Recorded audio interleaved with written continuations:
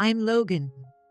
I'm a 19-year-old first-year medical student. Originally from Texas, I'm currently attending college in New York City. My parents live in Dallas, and it's just the two of them at home. My dad works as a surgeon at a university hospital, and my mom is a stay-at-home mom. After graduating high school, I moved to New York, and it's been almost 4 months since I started living on my own in July. Inspired by my dad, who is a surgeon, I studied hard and made it into medical school, but I haven't been able to experience the campus life I was hoping for. Of course, I need to focus on my studies, but I also wanted to do things typical of a college student, like hanging out with friends and joining clubs. However, due to a lack of money, that wasn't possible. My parents are paying for my tuition, but I have to cover all other living expenses myself. Besides attending classes, I juggled jobs like tutoring, event staff, and working at a bar, but it was still a struggle to barely make ends meet each month, including paying rent and living expenses.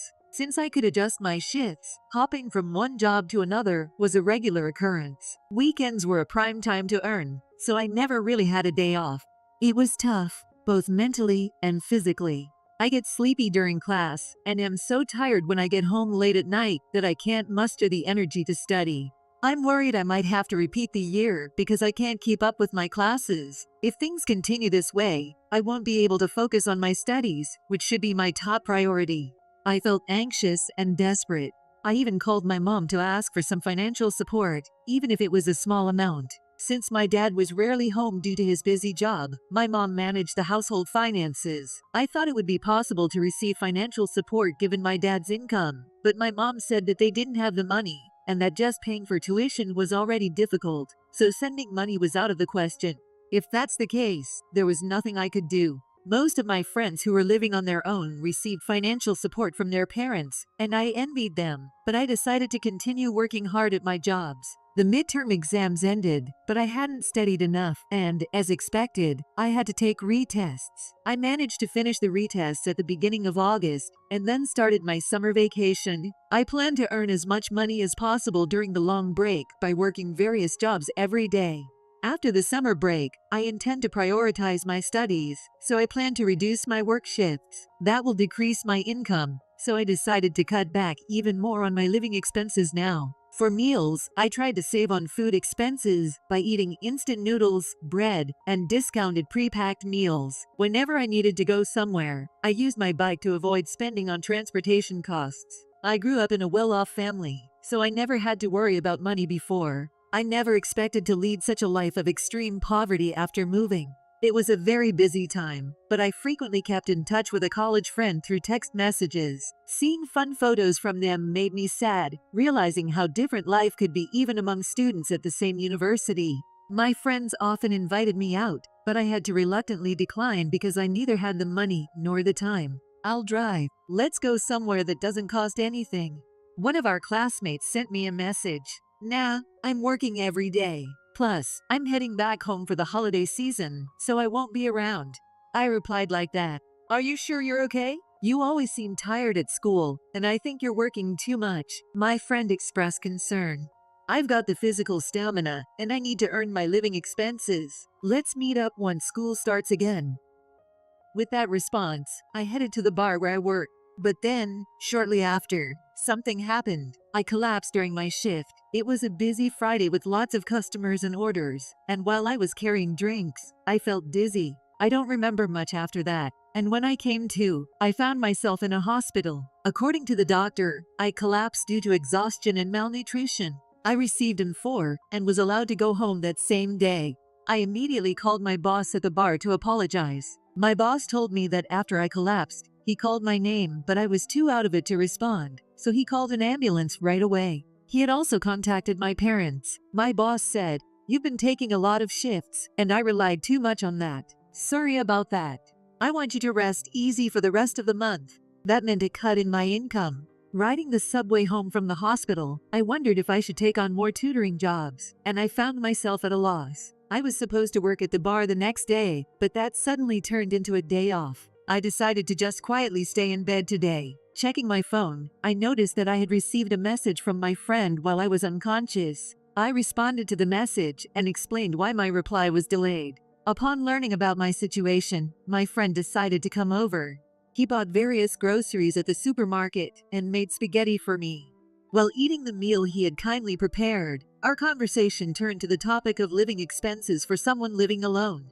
When I mentioned that I wasn't receiving any financial support from home, my friend was surprised. "That's why you've been working that hard. Your dad's a doctor. You should be getting some support." "No," I asked Mom, and she said they're barely managing with just my tuition. "Really? But you're an only child, right? Maybe if you ask, they could send a little support." Mom said even a small amount of support was out of the question. "No way, that doesn't make sense. I hate to say this, but maybe your dad is sick and can't work." "I see." Thinking it over, my dad is a doctor and used to drive a luxury car. Our house is in an upscale neighborhood, and I went to private schools my whole life. So why would Mom suddenly say they have no money? I suddenly became worried. I immediately messaged my mom, "Are you both okay?" And she replied after a while, "We're fine." But I couldn't relax, thinking maybe they were just saying that to keep me from worrying. Since I had planned to go home for the holidays, I decided to talk to my parents about this then. After thanking my friend, he said, "I'll be waiting for some souvenirs."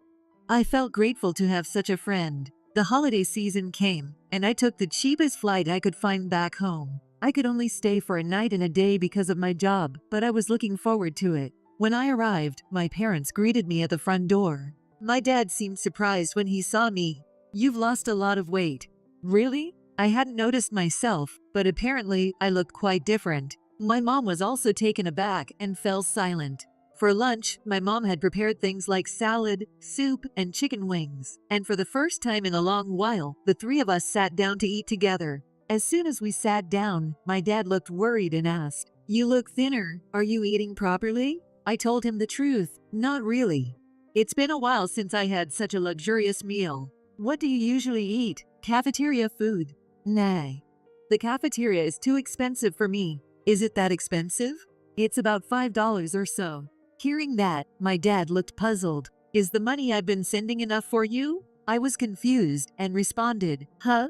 I haven't been getting any money." My dad was shocked. "What do you mean? So you mean to tell me you haven't received any money for the past 4 months?" "I haven't received any." "Have you really been sending money?" "I had asked your mom to transfer $2,000 every month into your account." "Really?" I was surprised. "Mom told me that your finances were tight and that she couldn't afford to send any money." Dad looked perplexed. "We have enough money." "What?" Dad immediately questioned Mom. "Paisley, have you been sending money to Logan properly?" Mom looked down silently. I was worried that maybe Dad got sick or something and couldn't work, and that's why the money wasn't coming. "No, I've been working as usual." "Really? That's a relief." I was somewhat relieved. But then, why hadn't any money been sent to me? I was baffled. "Paisley, what's going on?" Mom still remained silent, refusing to meet our eyes. "Come on, don't stay silent. Can you explain?" When my dad pressed her, my mom said quietly, "I haven't sent any money." "What? I haven't sent any money to Logan." Hearing this, both my dad and I were stunned. "What? Why not?" Dad was incredulous. "There are just so many expenses." "What kind of expenses? Isn't our home mortgage already paid off?" Thinking she could no longer hide the truth, my mom dropped a bombshell. "I've been keeping the money for myself." I was dumbstruck. "I read online that medical students can earn more than regular students with tutoring jobs, so I thought you'd be okay. I asked you to send me even just a small amount of money, but honestly, I didn't realize you were that strapped for cash." My mom continued in a matter-of-fact tone. "There was a call from Logan's workplace recently, saying you collapsed from overwork. I was also shocked to see how thin you've become today." "What? Logan collapsed? What happened?" It seemed my dad hadn't been informed about the recent events, so I explained. "You collapsed from overwork and malnutrition." "Yeah, but it wasn't anything serious." "Paisley, why didn't you tell me?" "I'm sorry. I was afraid you'd find out I wasn't sending the money." Hearing this, my dad was furious. "This is outrageous. Logan had to work until he collapsed because he didn't have any money. I didn't mean any harm." My mom said this without any sign of guilt. "What have you been using all the money for?" My dad confronted my mom. After a brief pause, she spoke up. "Well, actually, I have some debts." "What?" Those were unimaginable words coming from her, who always seemed to perfectly manage the household and even took care of the garden flowers. The money was used to pay off my debts. Debts? How much do you owe? My dad asked with a look of disbelief. My mom, still looking down, said, about $100,000. $100,000? I was shocked by the amount. My dad sighed deeply. Why do you have so much debt? I got into gambling. Basically, she had gotten herself into gambling debts without our knowledge. Why would you even start something like that? My dad was holding his head in his hands. About 2 years ago, I started gambling just to kill time. I won some money, and it felt really good. At first, I only used small amounts, but going to the casino became a habit, and I started betting more and more. I couldn't stop. And it led to that amount? I had never gambled, so I couldn't understand why she couldn't stop. Yes, I kept trying to win back what I lost, but I ended up losing more often than winning. I even dipped into our savings. So you've spent more than just the debt amount. My dad yelled at my mom. How much of our savings did you use? About $30,000. I stopped withdrawing more because I thought you would find out. She looked like she was about to cry. If you had talked to me about it earlier, it might have been better. With that amount, you could have worked part-time and paid it back little by little, right? When he said this, she shouted, I absolutely don't want to work part-time. Get a grip. You racked up the debt yourself. What are you saying? He was visibly angry. I've been a stay-at-home mom for so long. There's no way I can work now. That's why I borrowed money from payday lenders. I was stunned by her selfish reasoning. Then the interest piled up, and the debt just grew. I got involved with various lenders, and now I can't make payments anywhere. I'm completely overwhelmed. My dad sighed again. Are you still gambling in this situation? Yes. I see. No choice then. I'll pay off the debt for you. He said this clearly. Really? My mom stood up from her chair, her face brightening with joy. I knew you would help me. She rushed towards him, looking moved. However, things didn't turn out as favorably for her. But this is your severance. Let's get a divorce. What? I was surprised. Divorce. I will never agree to a divorce. Her face turned from joy to terror, like she had been cast down from heaven to hell. You continued gambling even knowing Logan was struggling, right? You kept borrowing money, endangering the family. That's true, but I can't continue as a family with a wife who prioritizes gambling over her son. No way. She finally burst into tears. I'll never gamble again. Please forgive me. She pleaded, but he seemed resolute. Your gambling is likely an addiction. You'll need to see a psychiatrist and undergo long-term treatment. It's not uncommon for people to relapse into gambling during treatment. I'm not addicted. I can stop anytime. No, if this continues, we could all end up destitute. I have to separate, not just for my sake, but to stop burdening Logan any further. I'll stop from tomorrow. She did not seem to grasp the severity of her inability to stop gambling. I was deeply anxious about the amount of debt and her pathological gambling behavior. In exchange for paying your severance, there will be no division of assets. My dad stated. What? I can't agree to those terms. If you don't pay back the debt, they might seize your account. She fell silent. I never imagined coming home after a long time would lead to this situation. I was just unsettled by my parents fighting. No. Dad, don't you think we can hold off on deciding about divorce? Maybe take some time to cool off and think it over?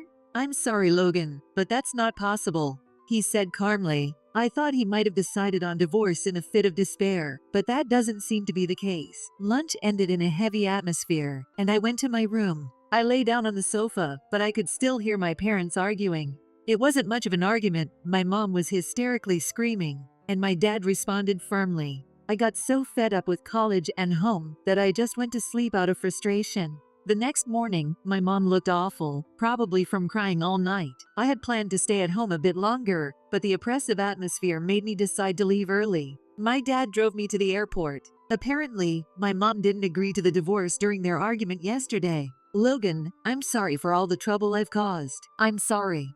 He apologized to me. No, it's not your fault, Dad. I'm grateful for the chance to attend medical school. I'll start transferring an allowance directly to your account from now on, so don't worry. Yeah, thanks, Dad. It really helps. I know things are tough, but take care. I flew back to New York. The rest of the summer vacation was busy with work, passing by in a flash. Still, I was constantly worried about my parents. A few months later, I heard that my mom finally agreed to the divorce. My dad's steadfastness broke her resistance. As previously discussed, my dad took on her debts, and in return, there was no asset division in their divorce agreement. I have mixed feelings about my parents getting divorced, but it's not all bad news. Now that I'm receiving an allowance from my dad, I've been able to cut back on work and focus more on my studies. I might even get to hang out with friends.